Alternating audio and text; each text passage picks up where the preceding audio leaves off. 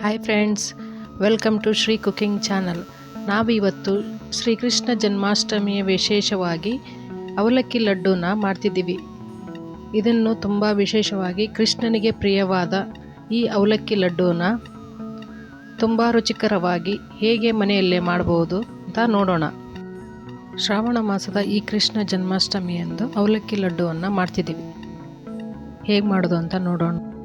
Gas ಮೇಲೆ ಒಂದು ಪಾತ್ರೆಯನ್ನಿಟ್ಟು ಅದಕ್ಕೆ ಒಂದು ಬೌಲ್ನಷ್ಟು ಮೀಡಿಯಮ್ ಅವಲಕ್ಕಿಯನ್ನು ಹಾಕ್ತಿದ್ದೀನಿ. ದಪ್ಪ ಅಥವಾ ಮೀಡಿಯಮ್ ಅವಲಕ್ಕಿ ಅಷ್ಟೇ ಹಾಕಬೇಕು, ತಿಳು ಅವಲಕ್ಕಿಯನ್ನು ಹಾಕಬಾರ್ದು. ಇದನ್ನು ನಿಧಾನ ಉರಿಯಲ್ಲಿ ಡ್ರೈ ರೋಸ್ಟ್ ಮಾಡ್ಕೋಬೇಕು.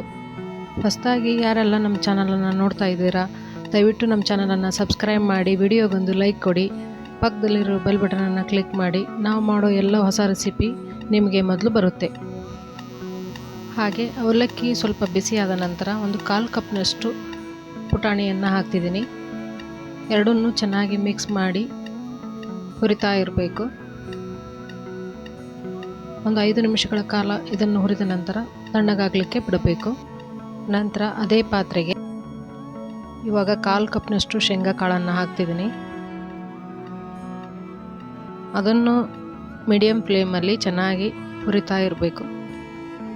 ಶೇಂಗಾ ಕಾಳನ್ನು ಹುರಿದ ನಂತರ ತಣ್ಣಗಾಗಲಿಕ್ಕೆ ಸ್ವಲ್ಪ ಹೊತ್ತು ಬಿಡಬೇಕು. ಇವಾಗ ಒಂದು ಚಿಕ್ಕ ಪಾತ್ರೆಯಲ್ಲಿ 1 ಸ್ಪೂನ್ ತುಪ್ಪವನ್ನು ಹಾಕಿ ಅದಕ್ಕೆ ನಾವು ಕಟ್ ಮಾಡಿಟ್ಕೊಂಡಿರುವಂಥ 10 ರಿಂದ 12 ಗೋಡಂಬಿ ಮತ್ತು ಬಾದಾಮಿಯನ್ನು ಹಾಕಿ ಚೆನ್ನಾಗಿ ಮಿಕ್ಸ್ ಮಾಡಬೇಕು.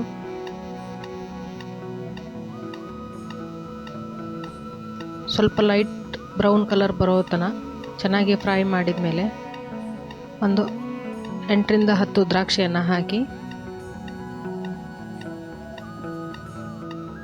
ಚೆನ್ನಾಗಿ ಫ್ರೈ ಮಾಡ್ಕೋಬೇಕು. ಇವಾಗ ಹಾಗೆ ನಾವು ಯಾವ ಬೌಲಲ್ಲಿ ಅವಲಕ್ಕಿಯನ್ನು ತೆಗೆದುಕೊಂಡಿರ್ತೀವಲ್ಲ ಅದೇ ಬೌಲಲ್ಲಿ ಅರ್ಧ ಬೌಲು ಬೆಲ್ಲವನ್ನು ಹಾಕಿ ಸ್ವಲ್ಪ ನೀರನ್ನು ಹಾಕಿ ಕುದಿಲಿಕ್ಕೆ ಬಿಡಬೇಕು. ನಂತರ ಹಾಗೆ ನಾವು ಇಲ್ಲೊಂದು ಮಿಕ್ಸಿ ಜಾರ್ಗೆ ಅವಲಕ್ಕಿ ಮತ್ತು ಪುಟಾಣಿಯನ್ನು ಡ್ರೈ ರೋಸ್ಟ್ ಮಾಡಿದ್ವಲ್ಲ ಅದನ್ನು ಹಾಕಿ ಇನ್ನೊಂದು ಸಣ್ಣ ಮಿಕ್ಸಿ ಜಾರ್ಗೆ ಶೇಂಗಾ ಕಾಳನ್ನು ಸಿಪ್ಪೆ ತೆಗೆದಿದ್ದೀವಿ. ಸಿಪ್ಪೆ ತೆಗೆದ ಶೇಂಗಾ ಕಾಳನ್ನು ಹಾಕಿ ಮಿಕ್ಸಿ ಮಾಡ್ಕೊಂಡಿರಬೇಕು. ಹಾಗೆ ಇವಾಗ ಒಂದು ಪಾತ್ರೆಯಲ್ಲಿ ನಾವು ಮಿಕ್ಸಿ ಮಾಡ್ಕೊಂಡಿರುವಂಥ ಅವಲಕ್ಕಿ, ಪುಟಾಣಿ ಹಾಗೆ ಶೇಂಗಾವನ್ನು ಹಾಕಬೇಕು. ಹಾಗೆ ಅರ್ಧ ಬೌಲ್ನಷ್ಟು ಒಣ ಕೊಬ್ಬರಿ ತುರಿಯನ್ನು ಹಾಕ್ತಿದ್ದೀನಿ.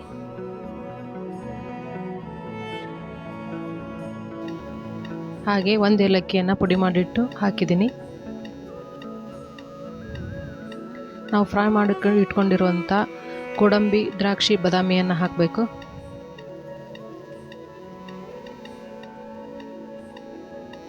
ಹಾಗೆ ಗ್ಯಾಸ್ ಮೇಲೆ ಇಟ್ಟಿರುವಂಥ ನೀರು ಮತ್ತು ಬೆಲ್ಲ ಒಂದು ಕುದಿ ಬಂದ ಮೇಲೆ, ಅದು ಆಣ ಬರಬೇಕಂತ ಏನಿಲ್ಲ, ಸ್ವಲ್ಪ ಗುಳ್ಳೆ ಬಂದರೆ ಸಾಕು.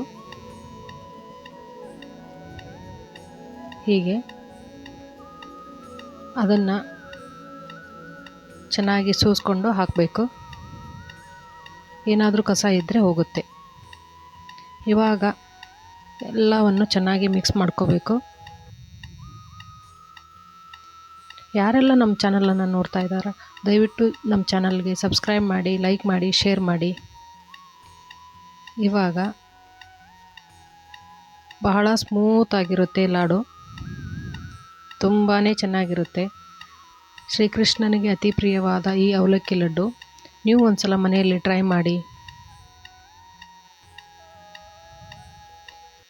ಈ ಮೆಜರ್ಮೆಂಟಲ್ಲಿ ಒಂದು 10 ರಿಂದ 15 ಲಾಡು ಆಗುತ್ತೆ. ಒಂದು 15-20 ನಿಮಿಷದಲ್ಲಿ ಈ ಲಾಡುವನ್ನು ರೆಡಿ ಮಾಡ್ಬೋದು. ಮನೆಯಲ್ಲಿರುವ ಒಂದು 4-5 ಸಾಮಗ್ರಿಗಳಿಂದ ತುಂಬಾ ಈಸಿಯಾಗಿ ಮಾಡ್ಬೋದು.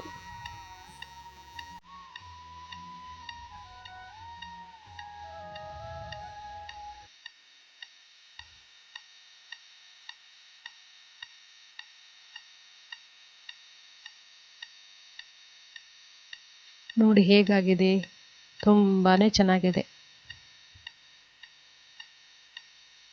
ಯಾರೆಲ್ಲ ಹೊಸದಾಗಿ ನಮ್ಮ ಚಾನಲನ್ನು ನೋಡ್ತಾ ಇದ್ದೀರಾ ದಯವಿಟ್ಟು ನಮ್ಮ ಚಾನಲನ್ನು ಸಬ್ಸ್ಕ್ರೈಬ್ ಮಾಡಿ, ಲೈಕ್ ಮಾಡಿ, ಶೇರ್ ಮಾಡಿ. Thank you.